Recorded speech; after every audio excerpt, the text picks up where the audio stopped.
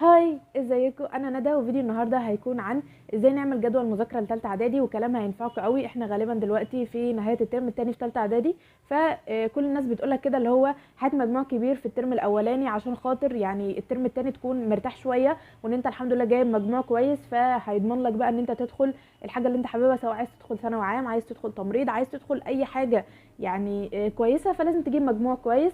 فانت لو عندك طموح وعايز ان انت يعني تكمل بعد كده وتختار مستقبلك بطريقه احسن، فاهتم من دلوقتي. ويعني الشهر اللي فاضل ده، يعني في ناس امتحاناتها غالبا يوم 14، في ناس يوم 21، فبتختلف من محافظه لمحافظه، بس غالبا الموضوع كله حوالي 3 اسابيع، شهر بالكتير. فحاول ان انت تهتم ويعني تيجي على نفسك في الثلاث اسابيع دول، او يعني تجتهد فيهم بس شويه، عشان ان شاء الله ربنا يكرمك بعد كده وتفرح اهلك بحاجه كويسه، وانت كمان تفرح بنفسك وتكون داخل الحاجه اللي انت حاببها. ثالثه اعدادي والله العظيم يا جماعه سنه سهله جدا وتافهه جدا زي ما بيقولوا، اي حد هيعديها بجد. زي ما انا يعني خلاص خلصتها اهو، بجد سنه سهله جدا، مش مستاهله كل يعني وجع الدماغ اللي الناس عاملاه ده. بس هي الناس فاهمين اللي هو يعني هي عشان شهاده وكده، وعشان هي زي تحديد مسار شويه، الناس برضو بتبقى خايفه منها شويه، بس ولا خوف ولا اي حاجه طالما انت عامل اللي عليك، وان شاء الله هتعمل كل الكلام اللي انا هقول عليه ده، مفيش اي حاجه هتقف معاك، وان شاء الله الدنيا هتبقى جميله. يعني طبعا دلوقتي غالبا كلنا خلصنا مناهج، حتى لو في مواد بسيطه ما خلصناش لسه فيها المنهج، فنحاول ان احنا برضو واحده واحده كده يعني ايه نجري فيها شويه زي ما بيقولوا، وكده كده هنلمها تاني في المراجعه. بس لو في اي ماده، لو انت مثلا بتاخد اونلاين وفي اي ماده يعني ما خلصتش فيها، لا حاول ان انت تهتم بيها شويه، تيجي على نفسك فيها شويه عشان تخلص منهج، عشان يفضل معاك فتره كويسه تراجع فيها. نحاول برضو ان احنا نقسم المواد بتاعتنا لمثلا يعني اجزاء معينه، يعني ما ناخدش الماده قطعه واحده كده عشان دماغنا ما تتعقدش من الماده. يعني ممكن مثلا ماده احنا عندنا درس او درسين فيها مش متظبطين، بس الماده بقيتها حلوه، فنحاول ان احنا نقسمها على حاجات زي كده، انه الماده دي حاجه انا مذاكرها كويس وفاهمها ومية مية فيها، وفي حاجات انا مش كويس فيها، فهبتدي بقى اركز على الحاجات اللي انا مش كويس فيها، والحاجات اللي انا كويس فيها هتطمني شويه وتحسسني ان انا لا تمام. يعني حاول ان انت برضو على قد ما تقدر تستغل اليوتيوب والانترنت، يعني ما تعتمدش بس على المدرس او الدرس اللي انت بتروحه، حتى لو انت يعني لو انت بتاخد دروس ما تعتمدش بس على المدرس، ولو انت شغلك كله اونلاين مع مدرس اونلاين، او لو انت حتى انت اللي متابع نفسك بفيديوهات اليوتيوب، استغل كميه الفيديوهات الرهيبه وكميه المدرسين اللي بتراجع وكميه المدرسين اللي بتنزل اسئله متوقعه وبتنزل ملخصات، لان حرفيا اقسم بالله الاسئله اللي كانت جايه لي في الامتحان كانت جايه من اسئله الامتحانات المتوقعه والحاجات اللي انا كنت حلاها، وبجد اتبسطت قوي لما شفتها. يعني حرفيا السؤال جاي كده هو في الامتحان. يعني حاول ان انت برضو كل يوم تذاكر كذا ماده، ما تذاكرش ماده واحده في اليوم، عشان يعني دماغك هتقفل منها.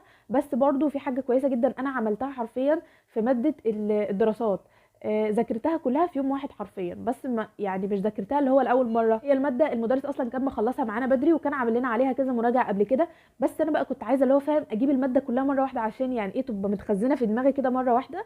يعني انا عندي قناعه كده، كان عندي قناعه ساعتها اللي هو فاهم انا لو جبتها مره واحده هتفضل خلاص ثابته في دماغي كلها على بعضها مره واحده. فعملت الحركه دي ان انا صحيت في يوم بدري والبيت كله كان نايم حرفيا، فاللي هو بقى كميه هدوء وسلام نفسي رهيبه، ده اولا. ثانيا ان انا بقى ابتديت ان انا خلاص درس اقرا الدرس، يعني يعتبر بسمعه لنفسي. يعني مثلا بقرا الحته الفلانيه، مثلا اعمال الملك فلاني، انا عارفه ان محمد علي والخديوي اسماعيل والجماعه دول مطلعين عينكم، فهم حرفيا كانوا مطلعين عيني انا كمان.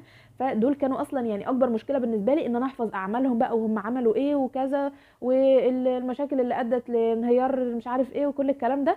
فكنت بقى بقعد اقراهم كذا مره وبصوت عالي، كده كده البيت كله نايم ما حدش سامعني، فبقراهم وبعد كده ابتدي انا اسمعهم لنفسي. وحرفيا لميت الماده كلها في يوم واحد، انا بجد كنت فخوره بنفسي قوي ساعتها، وغالبا ما ذاكرتش باقي حاجه تاني في باقي اليوم، لان حرفيا كنت مبسوطه من نفسي قوي. فممكن ان انتوا تعملوا حاجه زي كده في مواد اللي هي المواد اللي محتاجه حفظ شويه، او المواد اللي محتاجه انها تتلم مره واحده، زي مثلا العربي برضو. بس اعتقد ان العربي ما تقدروش تجيبوه كله في يوم واحد، فحاولوا ان انتوا تقسموه مثلا على يومين، او يعني على حسب ما تقدروا، برضو على حسب مقدرتكم، هي بتختلف من شخص للتاني، بس بجد هتفرق معاكم قوي، وهتحسوا ان الماده كده اتخزنت في دماغكم مره واحده يعني. بس زي ما قلنا ده ما يكونش وانتوا بتذاكروا، لا انتوا مجرد ان انتوا بتراجعوا، يعني انتوا عارفين الحاجات دي ومذاكرينها قبل كده، فعندكم وقت زياده، فتقدروا ان انتوا تعملوا الحركه دي، هتساعد ان الماده تتلم معاك كلها مره واحده، وتحسوا ان انتوا كده يعني في امان بقى من الماده دي، ان هي خلاص كده 100 100. حاول برضو ان انت تروح المراجعات بتاعه المدرسين، لان المدرسين وهم بيراجعوا بيقولوا حاجات كويسه جدا، بيقولوا الاسئله المتوقعه، بيقولوا التريكات اللي ممكن يتلعب عليها في الامتحانات. لان المدرسين دول يعني غالبا حتى هم شغالين في نفس المحافظه اللي انتوا فيها، فهو مثلا لما بيروحوا تدريبات، لما بيروحوا اي اجتماعات والحاجات بتاعتهم دي، فهم بيبقوا عارفين طريقه وضع الامتحان او يعني الارشادات بتاعه وضع الامتحان. فهيساعدوكم بحاجه زي كده، ان هم يديكوا بس الافكار طبعا، يعني مش هيدوكوا الاسئله. يعني في ناس مثلا تقول لك لا انا خلاص هقعد في البيت وهقعد اذاكر ومش هروح دروس ولا اي حاجه. لا، حاول ان انت تروح المراجعات والدروس بتاعتك، ما تقطعش دروس في فتره المراجعه، لان المراجعه اهم اصلا من فتره الشرح وكل الكلام اللي انت كنت بتروحه ده. فلو انت ما كنتش ملتزم في فتره الشرح، حاول ان انت تلتزم.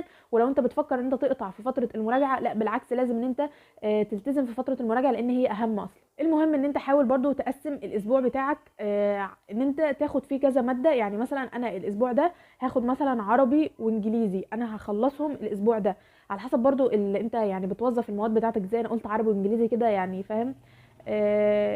كده يعني. فانت لازم تظبط المواد بتاعتك على حسب انت بتستوعب ايه مع ايه. حاول تجيب برضو ماده صعبه شويه مع ماده سهله. يعني مثلا الرياضه، لو انت عايز اللي هو فاهم انا هقعد مثلا، يعني انا حاسه ان الرياضه فاهم مش هتقعد تذاكرها، انت هتقعد تحل عليها. فمثلا خلينا نقول ماده زي العربي ان هي ماده تقيله شويه، او ماده يعني فاهم عايز تذاكر فيها وتعمل فيها شغل كتير. حتى مثلا مع ماده سهله زي مثلا انت تذاكر الجغرافيا مثلا، يعني ما تجيبش الدراسات كلها مره واحده، ممكن تقسمها جغرافيا وتاريخ برضو لو عايز، وعلى اخر الاسبوع تكون خلصت المادتين دول. الاسبوع اللي بعده تخش على مادتين تانيين، الاسبوع اللي بعده تخش على مادتين تانيين. انت كده خلاص خلصت المواد بتاعتك. وانت بقى على حسب الفتره اللي فاضله لك، زي ما قلنا لو فاضل لك اسبوعين حاول كل اسبوع تاخد لك 3 مواد. لو فاضل لك مثلا 3 اسابيع او شهر، حاول ان انت كل اسبوع خلاص تاخد لك مادتين. انت الدنيا ماشيه معاك حلو ولسه معاك وقت. والوقت اللي فاضي بقى حل فيه كتير، حل امتحانات كتير قوي قوي قوي. كان في مذكره كده المدرسين جايبها لنا، اسمها مذكره التوجيه او مذكره اسئله التوجيه، اللي هي اسئله المحافظات اللي فاتت في المحافظه بتاعتك.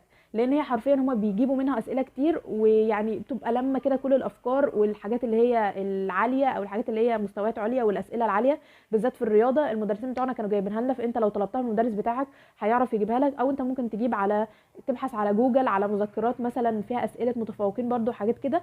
المهم ان انت يعني ايه ما تتهدش غير لو انت خلاص يعني ايه عامل كل اللي عليك وجايب كل حاجه وعامل كل حاجه، عشان ان شاء الله ربنا يكرمك، وان شاء الله ربنا يوفقكم جميعا. واي حد نفسه في اي حاجه يحققها. ما تخافوش والله العظيم، ثالثه اعدادي سنه سهله جدا، الامتحانات ان شاء الله هتكون سهله. هي والله بتبقى كلها اسئله مباشره وسهله، الموضوع بيبقى فكره او فكرتين بس، يعني ايه يميزوا واحد يعني دماغه شغاله شويه او واحد بيذاكر من واحد لسه لم المنهج من يومين. فالموضوع كله والله العظيم يعني توفيق من ربنا اول حاجه. تاني حاجه ان ربنا طالما انت تعبت طول السنه مش هيضيع تعبك ابدا، وهيديك على قد تعبك واكتر كمان والله العظيم. اهم حاجه ان انت تطلب كده من ربنا، وانت يعني ايه يعني اطلب على قد ما تقدر، وان شاء الله ربنا هيحقق لك اللي بتتمناه طالما انت بتسعى. انت افتكر الجمله دي، ان انت عليك السعي والباقي على ربنا. يعني انت اسعى بس واعمل اللي عليك، وان شاء الله يعني ربنا هو هيعمل لك كل حاجه. خلاص انت مش عليك اي حاجه تانية غير ان انت تسعى بس. دول كانوا كلمتين بس كده، عشان ايه يعني كل الناس اللي خايفه وكل الناس اللي قلقانه من الموضوع.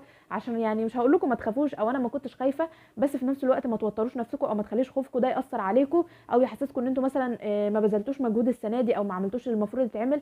لا، انتوا عملتوا كل اللي عليكم، وان شاء الله ربنا هيوفقكم. وبس كده، هو ده كان فيديو النهارده، يا رب يكون عجبكم واستفدتوا منه. وبس كده، اشوفكم في فيديوهات جايه. مع السلامه.